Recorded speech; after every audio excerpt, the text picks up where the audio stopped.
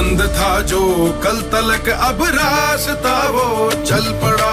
मंजिले ही मंजिले हैं आज तो कदमों तले, मंजिलों के पार भी अब हौसला निकल। पिछले 4 वर्षों में पंजाब सरकार ने शिक्षा व्यवस्था में क्रांतिकारी बदलाव किए ताकि हर छात्र को बेहतरीन शिक्षा मिले। हमारे देश में बीते कुछ सालों से आए दिन धर्म देखकर, धार्मिक पहचान देखकर और तो और गाय के नाम पर भी हत्या कर दी जाती है। हमारे मुल्क को, हमारे प्यारे से हिंदुस्तान को कैसा कुछ लोगों के जरिए बना दिया गया है, कभी आपने सोचा है?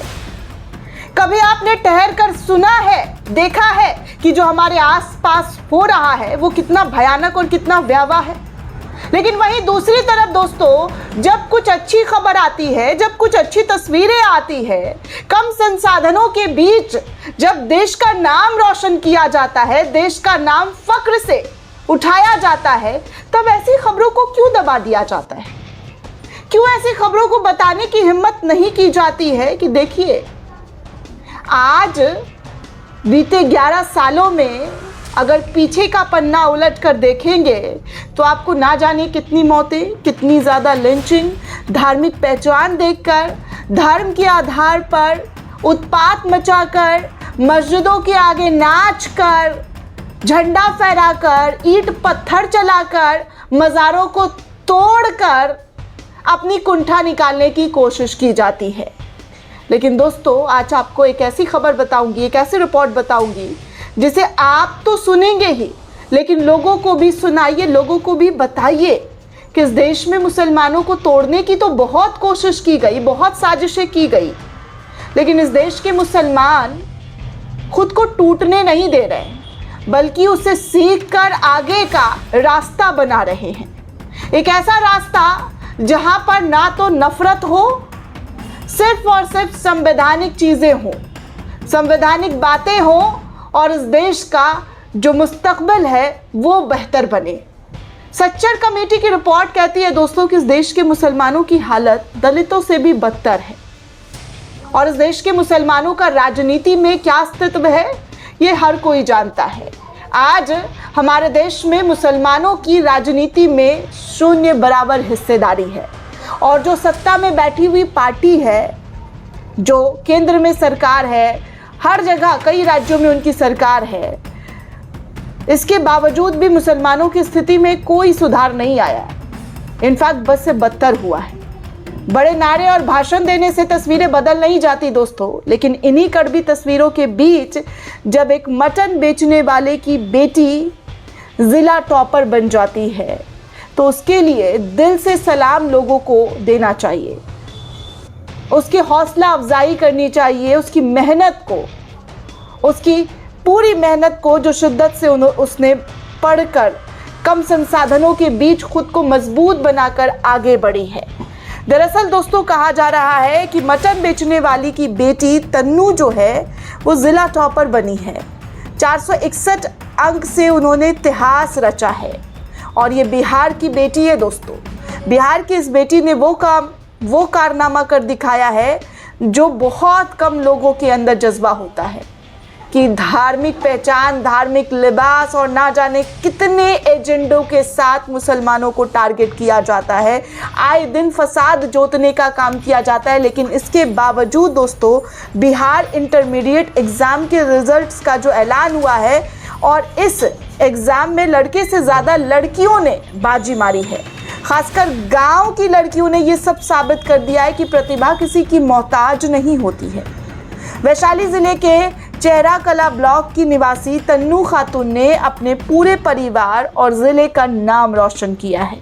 तन्नू ने आर्ट्स स्ट्रीम में पूरे ज़िला में टॉप किया है दोस्तों। तन्नू ने 500 में से 461 अंक लाकर ज़िला टॉप किया है। तन्नू बिहार के वैशाली ज़िले के चेहरकला ब्लॉक की रहने वाली है। तन्नू के पिता मोहम्मद शाहिद एक साधारण सा मटन विक्रेता है जो गांव के स्थानीय बाजार में मांस बेचकर अपने परिवार का भरण पोषण करते हैं। शाहिद ने खुद केवल 7वीं तक पढ़ाई की थी दोस्तों, फिर भी उन्होंने संसाधनों की कमी अपनी बेटियों को शिक्षा में कभी भी बाधा डालने नहीं दिया। जो भी हुआ, जैसे भी हुआ, अपनी बेटियों को पढ़ाया और बेटी ने जो नाम रोशन किया है, बिहार ही नहीं बल्कि पूरे देश का नाम रोशन करके एक ऐसा, जी हाँ, एक ऐसा जीत हासिल किया है जो आजकल बहुत कम किसी को देखने को मिलता है।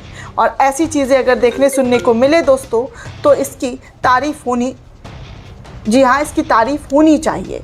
दरअसल दोस्तों, आर्थिक तंगी के बावजूद शाहिद ने अपनी बेटियों की शिक्षा को पहले प्राथमिकता दी है। और मैं इस देश के तमाम लोगों को, स्पेशली मुस्लिम समुदाय के लोगों को कहना चाहूँगी कि सबसे पहले अगर आपको किसी चीज़ को अहमियत देना है तो वो शिक्षा को अहमियत दीजिए, पढ़ाई को अहमियत दीजिए। अपने बच्चों को ज़्यादा से ज़्यादा पढ़ाइए। आपके बच्चे पढ़ेंगे तभी आपके बच्चों का भविष्य सुधरेगा। ये नहीं कि आज, जी हाँ, आज आप ये सोच लें कि क्या होगा पढ़ लिख कर। तो इस भ्रम को तोड़िए, इस जाल को तोड़िए और उन नफरतियों को आप पढ़ लिख कर ही जवाब दे सकते हैं। जब आप पढ़े लिखे होंगे, जब आपके पास तमाम चीज़ें होंगी, आप इनके नफरतों को अपनी कलम की नोक से तोड़ सकते हैं। तो इसीलिए मैं आप सभी लोगों से गुजारिश करूंगी कि अपने बच्चों को सबसे पहले शिक्षा दीजिए, अच्छी तालीम दीजिए, ताकि समाज में वो खुलकर आज़ादी के साथ अपनी बातें रख सके, नफरतियों को आईना दिखा सके, सच के साथ खड़े हो सके, सही गलत का फैसला कर सके। दोस्तों, आपको बता दूं कि आर्थिक तंगियों के बावजूद शाहिद ने अपनी बेटियों की शिक्षा को प्राथमिकता दी। उन्होंने ये सुनिश्चित किया कि उनका पेशा कुछ भी हो, परिस्थितियां कुछ भी हो, बच्चों की पढ़ाई पर कोई बुरा असर ना पड़े। तनु की मां गुड़िया खातून ने भी उसकी सफलता में अहम भूमिका निभाई। आपको बता दूं कि अपनी बेटियों के घर के कामों को बोझ डालने की बजाय उन्होंने अपनी पढ़ाई पर, जी हाँ, अपनी बेटियों की पढ़ाई पर पूरा ध्यान केंद्रित किया, उन्हें प्रोत्साहित किया कि तुम पढ़ो, आगे बढ़ो, घर के कामों को हम देख लेंगे। तनु आगे की पढ़ाई करके एक शिक्षिका बनने और समाज में शिक्षा के प्रसार को योगदान देखने का सपना देखती है कि वो किसी भी तरीके से आगे पढ़ लिख कर देश में शिक्षित, जी हाँ, शिक्षा को ज़्यादा से ज़्यादा अपने अंदर समाए और लोगों को शिक्षा बांटे। तनु के पिता भी अपनी बेटी के इस सपने को साकार करने में हर संभव प्रयास करने के लिए तैयार बैठे हैं। जिस इलाके में तनु रहती है, वहाँ किसी लड़की के लिए सिर्फ शिक्षा हासिल करना ही एक बड़ी उपलब्धि मानी जाती है दोस्तों। ऐसे माहौल में ज़िला की टॉपर के रूप में उसकी उपलब्धि पूरे क्षेत्र के लिए एक गर्व का, फ़ख्र का माध्यम बन गया है। तनु की ये उपलब्धि उन लोगों के लिए एक करारा जवाब है जो संसाधनों की कमी का बहाना बनाकर पीछे रह जाते हैं। उनसे ये साबित कर दिया है कि कठिन परिस्थितियाँ कितनी भी हो, केवल कड़ी मेहनत और लगन से ही सफलता हासिल की जा सकती है, और वही तनु के ज़रिए ये सफलता हासिल की गई है। आज तनु का नाम ऐसे ही नहीं लिया जा रहा है दोस्तों, उसकी मेहनत की वजह से लिया जा रहा है। तनु ने मेहनत किया तो आज उसका मेहनत रंग लाया, और रंग लाने के बाद पूरे देश में तनु के बारे में चर्चा हो रही है कि देखिए, कुछ सीखिए। उसको एक मिसाल के तौर पर प्रेजेंट किया जा रहा है और बताया जा रहा है कि आपके जज्बे को कोई नहीं तोड़ सकता है जब तक आप खुद अपने जज्बों को कमज़ोर नहीं करते हैं। आपकी सबसे बड़ी ताकत होती है आपकी हिम्मत, और अगर आप में हिम्मत है तो आप कितनी भी मुश्किलें हों, कितनी भी आफत हो, कितनी भी तूफ़ान आ जाए, आप उसको पार ज़रूर कर लेंगे। दोस्तों, ये पूरी रिपोर्ट आपको कैसी लगी हमें कमेंट करके ज़रूर बताइएगा। साथ ही साथ चैनल को ज़्यादा से ज़्यादा लाइक, शेयर और सब्सक्राइब करना बिल्कुल भी ना भूलें। शुक्रिया दोस्तों।